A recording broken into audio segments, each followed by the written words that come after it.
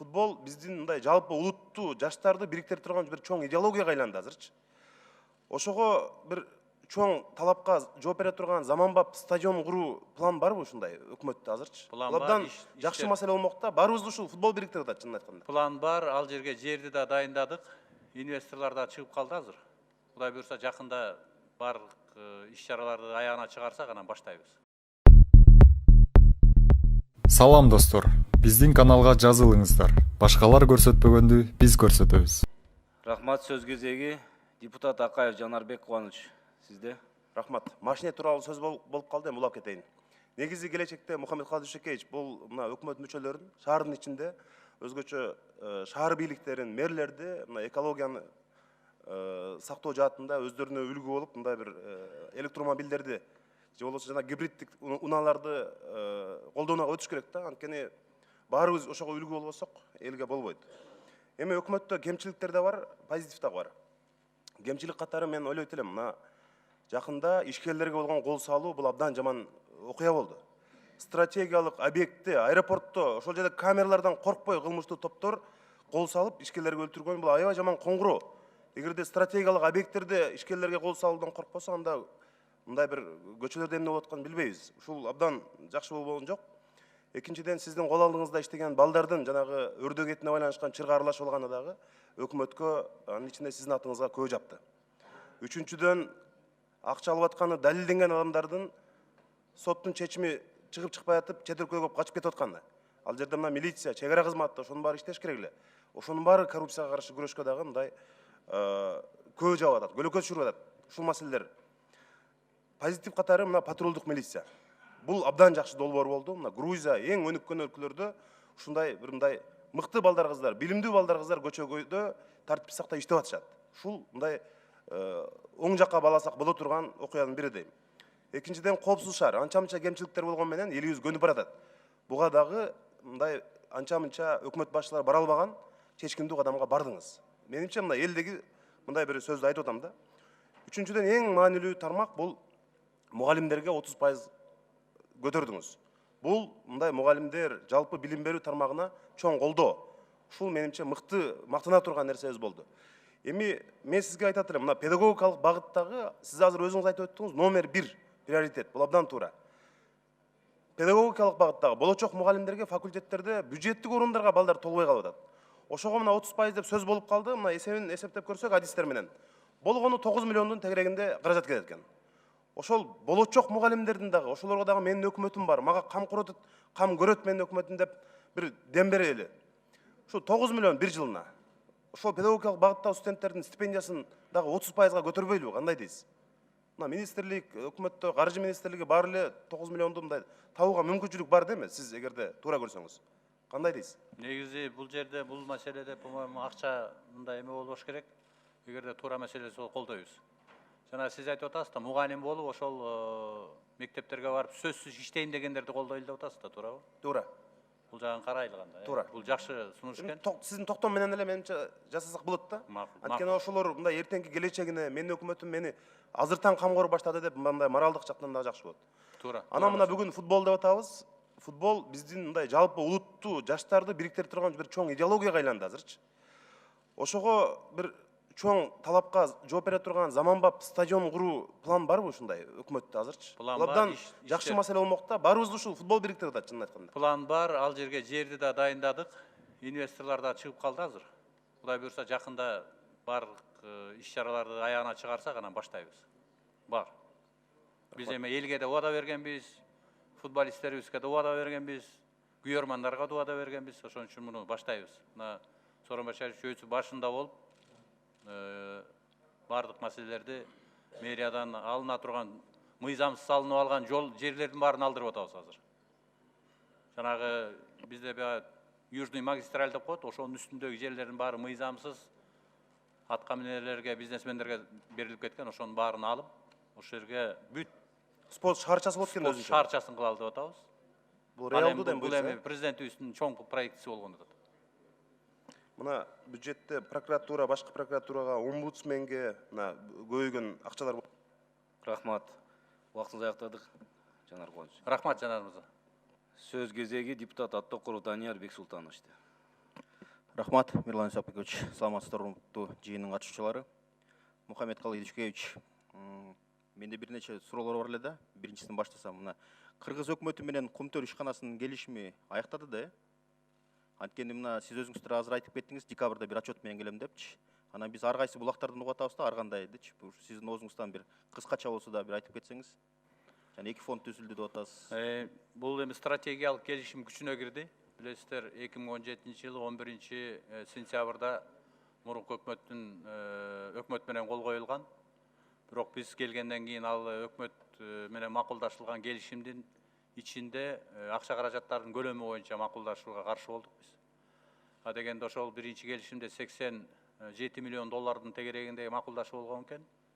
Ошо бир жылдан ашык талашып тартышып, жолугушуп олтуруп 150 миллион долларга чыгардык. 63 миллион доллар коштук. Анын ичинде бул жаратылыштуу коргоо маселелери жана социалдык өнүктүрүү, региондорду өнүктүрүү маселеси боюнча 2 фонд түзүлүп, азыр бүгүн баш аягы 77 миллион доллар келди. Анын 7 миллиону билесиздер, былтыр жанагы онкология боюнча деген. Муну дагы ошону кошкондо 77 миллион доллар келди. Ошол акчалардын баарын кошуп, мурунку 7 миллион болсо ФОМСтун бюджетинде ал эсепке алынган, кийинкиси жана 4 миллиард 800 миллион доллар, сом. Ошол бюджетибизге келип аткан ошол стратегиялык келишимдин негизинде болуп атат. Жалпысы ошол 150 миллион долларга деп сүйлөштүк. 126 миллион доллар бюджетке келет. 24 миллион долларын чалгындоо иштерин мынакей азыр былтыр 18 миллион доллар жумшаган. Азыр дагы 6 миллион доллар жумшап, 24 миллионго чамасын чалгындоо иштери менен ошол запастарды көбөйтөбүз, Кумтөр ишканасынын ишин, кендин иштешин өмүрүн узартабыз деп. Мен билишимче азыр бир 26 жылы бүтөт деген прогноз бар болчу. Азыр айтып атышат, дагы бир 7-8 жылга узартканга мүмкүнчүлүк түзүлүп атат деп. Запастар көбөйүп атат. Себеби дегенде бул компания менен талаша баштаганыбыз 13-жыл экен. 13-жылдан бери чалгындоо иштерине бир да тыйын бөлүнгөн эмес. Муну да бөлдүрдүк азыр. Анан дагы бүтпөй калган маселе бар. Бул жана рекультивационный фонд боюнча. Дивиденд маселеси боюнча азыр коюп атабыз. Дивиденд 2016-дан бери төлөнө элек. Дивиденд маселесин алалы деп атабыз. Азыр 29-нда Кудай буйрса Центр Голдтун президенти келет. Ошо дивиденд маселесин төлөтүү, жылына төлөп туруш керек. Андан тышкары жана рекультивационный фонд азыр 40 миллион доллар чогулуптур. Ошону алар айтып атышат, бөлүгүн төлөп берели, бөлүгүн деп. Биз айтып атабыз, баарын төлөп, биягын которосуңар деп. Мамлекет, өкмөт гарантия болот, кепил болуп берет, бирок биздин экономикага иштейт. Жанагыдай өзү жабылып, Кумтөрдүн кени бүткөндө рекультивация маселелерине келгенде биз бюджеттен акчаны кайтарып беребиз деп атабыз. Жалпысынан ушундай. Жана да айтып кеттиңиз, могу экологический фонд болот деп бир 10 миллион доллар деп атасыз да, э? Онкология фонду 10 миллион доллар. Жок, экология боюнча дагы бир айтып кеттиңиз. Экология боюнча мына фонд развития природы деп жылына 3,7 миллион доллар.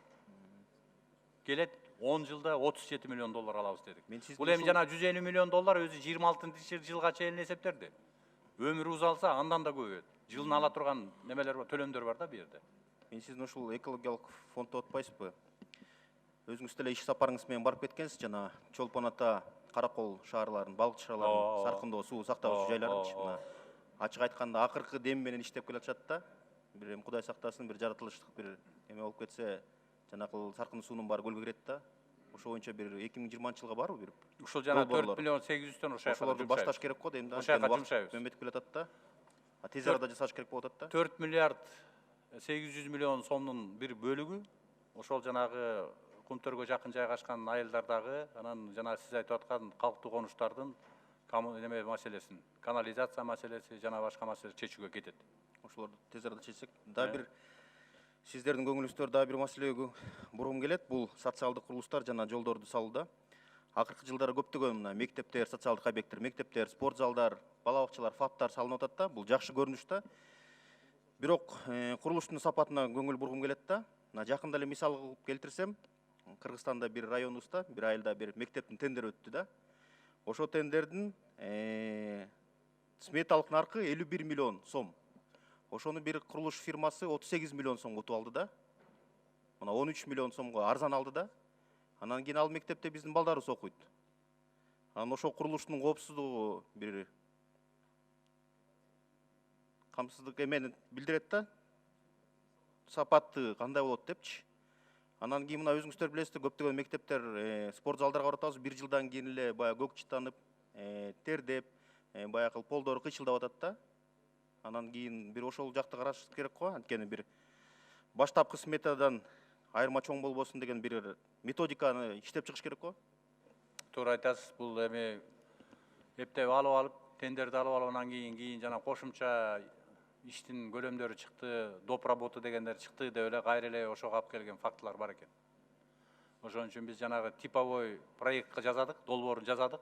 Мисалы үчүн 150 орунду мектеп кандай болуш керек, 200 орунду, 500 орунду кандай болуш керек. Анын өзүнүн турган баасы канча, ошону чыгарып туруп, анан эгер район алыс болсо ошого ташыган материалдарды, же болбосо ошол жерде жанагы жайгашкан жери мындай түз болбосо ошого кеткен жанагы земледение работа деп коет. Жерлерди иштетүү боюнча жумуштарын ушуларды кошуп гана, анан ошол эле айырма болуш керек да өзүчү. Баштапкы сметанын аркында салынган да алчы, мына 51 миллионго Анан бүтөт биз азыр атат. Абдиев 25% мындайча айтканда арзан алып атпайбы? Анан кандай болот? Эмне материалдар менен салат? Бул эми бир стандартка келтиребиз деп азыр аракет кылып иштеп атабыз. Жыйынтык болот бу. Керек болсо бул мектептин атын деле айтып коем. Анан кийин дагы үчүнчү маселем бул баягы балыкчы корумду жолу. 2020-жылга акча бөлүндүбү ушул? Баягы айтып келатабыз, булактар табыла элек депчи. 5 жылдан бери салынып атат, бул жолду бүтүрүшүбүз керек го. Бул эми жана капиталдык салымдар беренесинен анан транспорт жол министринин бюджетинен 2 жерден каржыланат да. Менин оюм боюнча азыр мынакей биз балыкчынын ичиндеги жолду бүтүрөбүз. Ар жакта бир 23 километр жол калды. Анан ошону жок дегенде бир слоюн бүтүрүшүбүз керек да быйыл. 19-жылычы, 20-жылы. Ошондо бир да жерде жанагы асфальт төшөлбөгөн жер калбайт. Анан экинчи слойлор бар экен. Эгер акчабыз жанагы фискализация маселесин абдан үмүтүбүз чоң болуп атат, кошулуп кетсе бир 2 миллиард таап ал жерде бүтүрүп салыш керек. Ал жерде мындай маселе бар да, а дегенде тендерде 6 миллиард 800 миллион сомго ошол жол бүтөт деген да, 104 километр да бул жерде. Ошол бүтөт деген, азыр карап турсак, кошумча иштер чыгып, баягы эле картина. Кошумча иштер чыгып атат, бул жерде эсептебей калып турубуз, бул жерде эске албай калып турубуз деп отуруп, бул 9 миллиардтын ар жагына барчу жол болуп атат. Анан ал бул боюнча дагы мындай чоң иштер жүрүп атат. Негизи акча каражаты болсо, буну дагы элди кыйнабай бүтүрүшүбүз керек да. Билесиз да, булагы бюджеттен салынат деген, бюджеттин булагы такталган эмес. Жолдун баары талкаланган, салынган да. Анан дагы бир көңүл бургучу жер бул жанакы жол жана социалдык объектилердин курулушунун тендерлерин эрте өткөрсөк болот эле да, ушул жаздын башында элечи. Анткени баягы тендер өтүп, булактар табылып, акча которулгу чакта эле уже жайда бүтүп калып атат да. Өзүңүз жакшы билесиз, сентябрда кээ бирки региондордо уже кар жапсалат да. Мен жанагы айтпадымбы, тендерлер эмне үчүн кечигип атат? Ошонун бир себеби бизде азыр нормада мындай жазылып калыптыр. Акча келип өзү эсеп счетуңа түшпөйүн, сен тендер объявить эте албайсың депчи. Эгерде өкмөт гарант болуп атса, каржы министри гарант болуп атса, мен ойлойм өзлөрү өткөрүп, подрядчиктерди даярдап, келишимдерди даярдап күтүп турса болот аны. Акча каражатынчы. А так бизде акча каражаты счетуна түшмөйүн, тендер өткөрүүгө болбойт деп коюштур да. Бул механизмди өзгөртүш керек. Ошону карап койсоңуз жакшы. Хорошо. Рахмат, ийгилик каалайбыз силерге. Рахмат. Рахмат, сөз кезеги депутат Бекеш Дастан Далабаевичте. Мухаммедкалый Душкевич, ушул жылда биз чогуу конвенцияны, майыптык укуктардын конвенцияны ратификациялоо кылганбыз. Бирок 20-жылда бир дагы тыйын каралган эмес. Бул конвенция кагаз жүзүндө кала береби? Дастан Далабаевич, азыркы учурда 1-2 жыл жалаң гана жанагы нормативдик укуктук актыларды конвенцияга дал келтирүү боюнча жумуштар болот. Анан мэрияларга, мисалы үчүн Бишкек менен Ош шаарларына, мэрлерине кат жөнөткөнбүз. Ошол бюджет каралганда жана инфраструктура маселесин жана конвенцияга дал келтирип, ошол эле автобус, троллейбустарды светофор боюнча жергиликтүү бюджетте карап туруп, курулуштарда ошонун баарын тең камсыз кылып кеткиле деп эмести бергенбиз, жөнөткөнбүз. Анан калган иштер жанагы биздин программа азыр иштелип чыгып атат. Сиз дагы ал комиссияда барсыз. Ошонун баары тең аяктаганда мен ойлойм биз дагы деле сунуштарды киргизип, анан керектүү өлчөмдөгү сумманы карасак болот. Значит, азырынча акча жок. Ушул жылда бир дагы тыйын Брайль араби китептерге берилген эмес. Бир дагы китеп чыгарылган эмес. Качан чыгарасыңар? Азыр Брайль боюнча министрлик иштеп атат. Ушул жылдын аягына чейин дагы биз даяр болгон китептерди чыгарабыз. Ал эми кийинки жылга 2 миллион сом каралып атат. Точно болот? Болот. Болот, бул боюнча биз азыр системдүү иштеп атабыз. Дастан Талабаевич. Бүгүн мага 20 чактуу энелер келишти. Алардын балдары врачтардын күнөөсү менен ВИЧ-СПИД менен ооруп калышкан. Мен алар жөнүндө атайын мыйзам долбоорду жазгам, аларга материалдык компенсация берүү боюнча. Бирок өкмөт каршы чыккан. Эми бирок өкмөт, мамлекет өзү күнөөлүү болсо, же бессрочный пособияны бериш керек буларга, же материалдык ушундай компенсация бериш керекпиз да? Мухаммедкалый Душкевич, сиздин позицияңыз кандай ушул боюнча?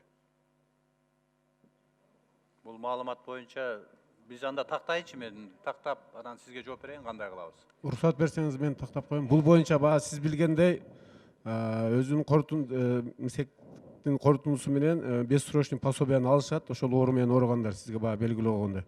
Ал эми баягы материалдык жардам боюнча муну карап көрөлү биз. Андай эмес, энелер өзүлөрү айтып атышпайбы? 18ге чыкканда жашка сразу все токтолот ошол менен. Дастан Талабаевич, мен азыр кичине дагы кошумча 18 жашка чейин жалпысынан алышат. Анан 18ден кийин дагы бир жана МСК өтүп, конкретно инвалидный жана кайсы бир группаларга тиешелүү болот, ошондой чыгарабыз. Анан алардын негизги талабы жанагы үй маселеси болуп атат. Мамлекет тарабынан үй берилсин деп. Кээ бир маселелерди, мисалы үчүн армияга албасын дегендерди биз чечкенбиз. Токтом негизинде анын баары тең каралган. Бир нече жолу жолукканбыз, мына бүгүн дагы алар келиптир. Азыркы убакта социалдык коргоо министрлигинин орун басары жолугушуп атат. Мамлекеттик массалык маалымат каражаттарга, ошолорго кыскарталы десек, силер тескерисинче ушул жылда 40 миллионду пирамидага 5 каналга берип атасыңар. Кийинки жылда 10,5 миллион доллар кетет экен.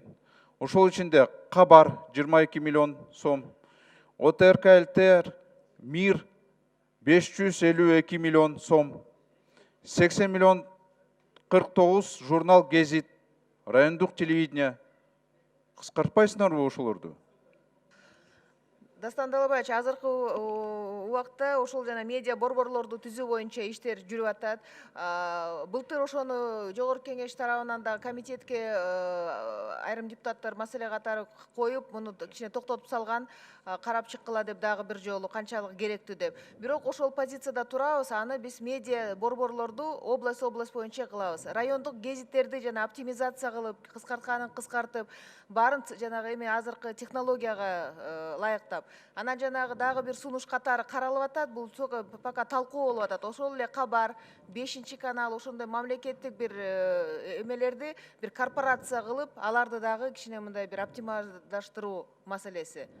Бирок бул багытта иш тынымсыз жүрүп атат, убакыттын талабына жараша. 2020 жылда цифровая экономика 500 миллион сом бөлүнөт деп атасыңар. Ушул жылда дагы бир топ мамлекеттик органдар акчаны сурап атышат. Кача бирөө айтпайбы, тагыраак каерге жөнөтөт акчаны? Себеби бул президенттики долбоор. Менимче жакшы болот эле элге мындай тагыраак айтса, мындай иштер болот. Жакшы долбоорду мындай жакшынакай көрсөтүш керек да.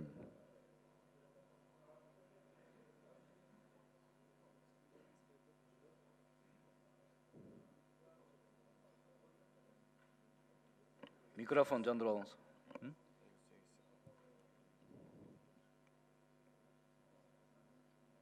Саламатсыздар. Жылышбаев Максат, Госкомитет информационный технологий төраганын орун басары. 2019 жылы 5 миллион бөлүнгөн. Ал болсо Госкомитет тарабынан мамлекеттен берилген, мамлекеттик органдардан берилген проекттерге ылайык 68 проект аныкталган. аларга акча бөлүнгөн. 2020 жылкы боюнча азыркы учурда мамлекеттик органдардан проекттер топтолуп жатат. Жылдын аягына чейин проект распоряжение өкмөт аппаратына кирип, жылдын аягына чейин чыгарганга аракет кылабыз. Сиздер айткандай эле 2019 жылы акча жайында бөлүнүп берилген, 2020 жылы биз эртерээк ушу жылдын башында бөлүүгө аракет кылабыз. Талабаевич, мен кошумча айта кетейин биякта. Өкмөттө атайын дорожный карта бар. Бул 3 жылга бүт мекемелерге эмелери проекттери бөлүнгөн. Ошол дорожный картанын негизинде жыл сайын ошол акчалар бөлүнөт. ГКТС аркылуу. Ошондуктан ал деген өз эрежеси менен, өз байка графиги менен берилип атат. Ар бир мамлекеттик орган өзү айтып берсе, презентацияны кылса, элге жарыя кылса, тура эле болмок да. Азыр Дастан Талабаевич, биз бул боюнча системалуу түрдө иш жүрүп атат. Ар бир мамлекеттик органда мамлекеттик кызмат көрсөтүү функциясы болсо, аларды электрондук формага алып келип атабыз. Булар боюнча эми мындай ар бир этап бүткөн сайын элге жарыялап турабыз деген оюбуз болуп атат да. Азыр бардык мамлекеттик органдарда, финансылык институттарда, коммуникацияга тиешеси бар мамлекеттик компанияларда, акционердик коомдордо бардыгында иш жүрүп атат азыр. Жана мен айтып кетпедимби, мамлекеттик кызмат көрсөтүүлөр, жанагыдай 77 база түзүлүп атат, 63 дагы эмне 180. Мына ушундай иштерди баары жүрүп атат. Бул эми абдан чоң мындай глобалдуу проект болуп атат. Ошон үчүн үзү айткандан биз комплекстүү кылып айтып беришибиз керек деген ойдомун да. 20 жылдыкы бюджеттин 3-чү тиркемеде таблицада, анан пояснительный запискада түшкөн салыктар боюнча цифраларды карасак, расхождение чоң. 2 документ министр кол коюп атат. Талабаевич, 2020 жылга приложение 3-тү карап атасызбы? Ооба, 3-чү приложение. Анан запискада карасаңыз, түшкөн салыктар. НДС расхождение, НСП расхождение. Только акцизный налог сходится у вас. Эмесин айтып коесузбу страницу? Вы там таблицу найдите под налоговые поступления за 2020 год. Вы увидите, разные вообще, не могли что ли скопировать просто? Нет, там, скорее всего, государственный бюджет и, значит, республиканский бюджет. За счет этого, видимо, разница идет. А так цифры сходятся. Внимательно посмотрите, это республиканского бюджета касается, и там, и там. Вот республиканский бюджет 163 миллиарда и 7 в 2020 году. Налоговые поступления, говорю. Посмотрите по НДС, по НСП и другим налогам. Ну, хорошо, еще раз проверим, но должны сходиться. Я могу показать даже вам. 35 миллион сом судебный департамент сурап атат. Дагы мамлекеттик судебный исполнительдерге. Мен канча жолу айтып атам, давайте жеке менчик. Рахмат. Судебный исполнитель боюнча жеке менчик исполнитель кылбайлыбы деген сунуш. Сот аткаруучуларды жеке менчик кылбайлыбы деген сунуш берип атат.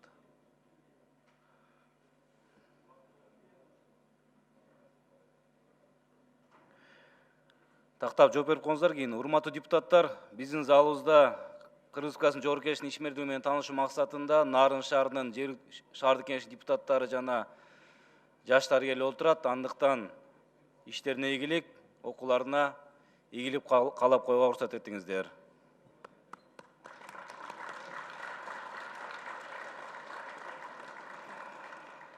Рахмат.